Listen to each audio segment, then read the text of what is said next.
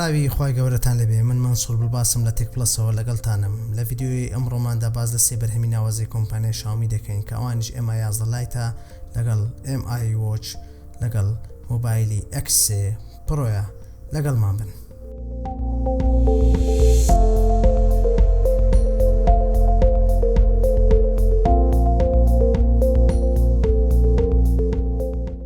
یەکەم پێداچوونەوەشمان بۆ مۆبایلی ئەکسەی پڕۆ دەبێت.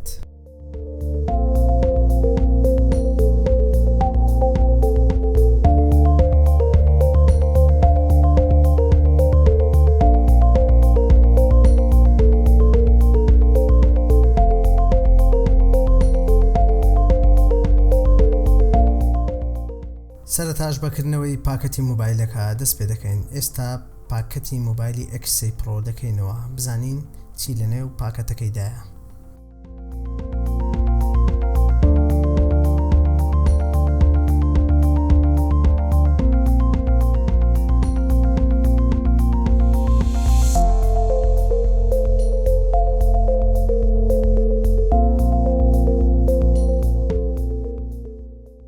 ئێستا وەک دەبینن وەرەقەیەک لەنێو پاکەتی مۆبایلەکەدایە کە بەخێراتن دەکا بۆ نێو خێزانی پۆکۆ. Welcome to the پۆکۆ family. ئێستا پاکەتی مۆبایلەکە دەکەینەوە.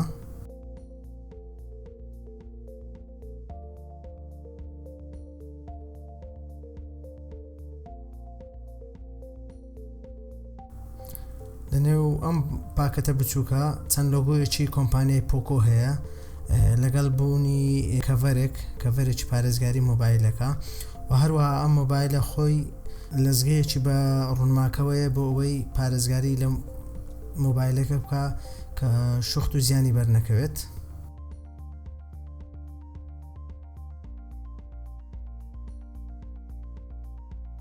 ئەمە مۆبایلی پۆکۆ ئەکسەی پڕۆیە کە لە ڕووی دیزاینەوە هەمان دیزایانی مۆبایلی پۆکۆ ئەکسەی هەیە کە ساڵی پار ڕاگەیەندرا.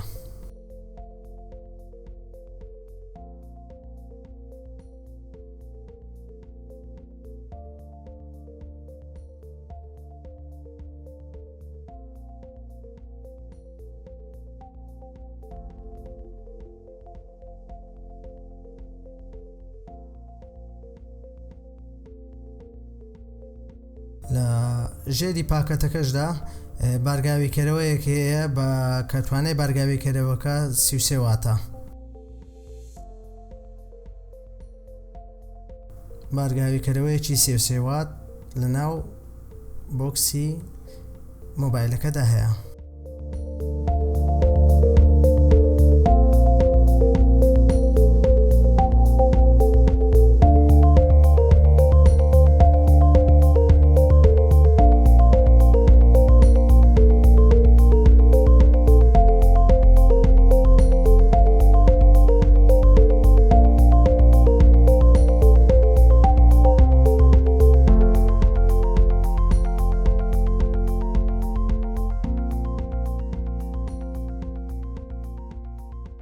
ئەم مۆبایلە کار بە پرۆسەری کۆمپانیای کوالکۆم لە جۆری سنابدراگۆنی 806 دەکات کە لە ڕووی توانستەوە ئەم پرۆسەرە هەمان کردداری پرۆسەری سنابدراگۆنی 855 پڵەس دەکات کە پرۆسەرێکی ئاسبەرزە و ئەم مۆبایلە کار بە پرۆسەری گرافیکی ئەدرینۆی 640 دەکات. ئەم مۆبایلە خاوەنی 4 کامێرایە کە کامێرای سەرەکی ئەم مۆبایلە 48 مێگاپیکسلە لە جۆری وایت بە قەبارەی 0.8 ماکرۆ و کامێرای دووەمی 8 مێگاپیکسلە لە جۆری گۆشە فراوان و کامێرای سێمی 2 مێگاپیکسلە بۆ وێنەی پۆرتڕیت و کامێرای چوارەمی 2 مێگاپیکسلە بۆ وێنەی ورد واتە ماکرۆ دۆخی ماکرۆ لەگەڵ بوونی فلاشێکی دوانەیی لە تەنیش کامێرا سەرەکیەکان.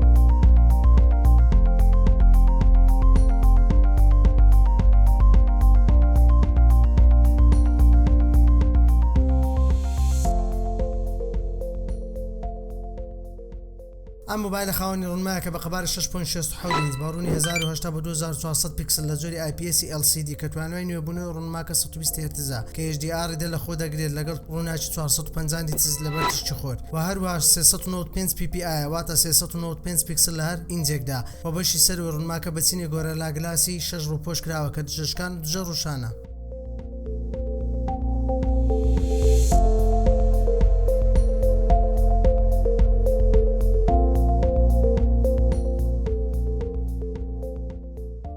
کامێرای پێشەوەی مۆبایلە 20 مێگاپیکسلە لە جۆری وایت بە قەبارەی 0.8 ماکرۆ لەگەڵ بوونی تایبەتمەندی HDR و پانۆراما و لە توانایدا ڤیدیۆ تۆمار بکات بە ڕوونی فول HD 1080 بە 30 فریم.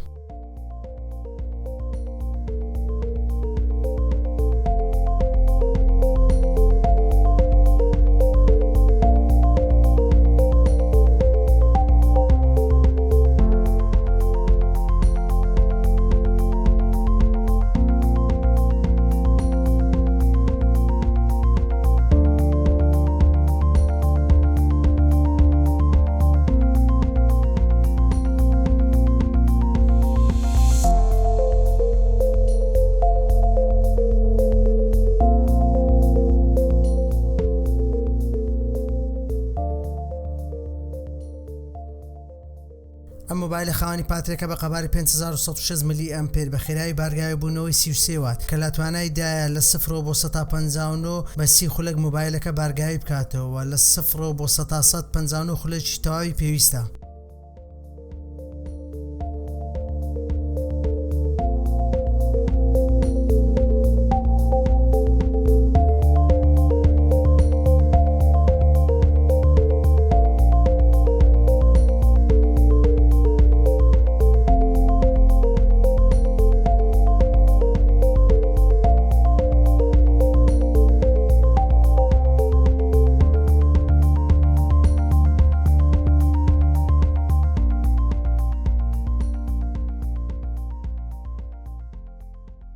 پەنجەمۆری ئەم مۆبایلە لەسەر دوگمەی هەڵکردنی مۆبایلەکە جێگیر کراوە کە کەوتوتە دەسەڕاستی مۆبایلەکە لە کاتی بەکارهێناندا خێرایەکی بەرچاوی هەیە.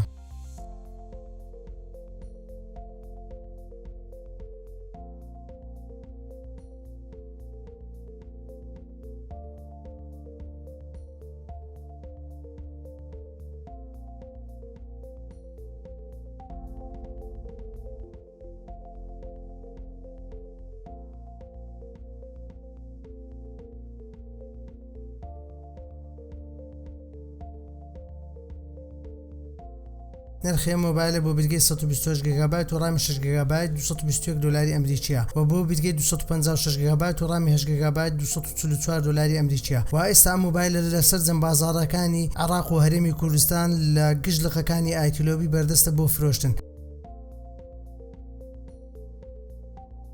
و بیرتان نەچێت سەرجە مۆبایلەکانی کۆمپانیای ئایتیلۆبی گرنتی 18 مانجی لەگەڵدایەوە لە کاتی بوونی هەر کێشەیەک لە 3 مانجی یەکەمی کڕینی مۆبایلەکەدا ئەگەر گرنتی نەیگرێتەوە ئەوە لە 125 لە کاتی چاکردنەوە داشکاند بۆ دەکرێت.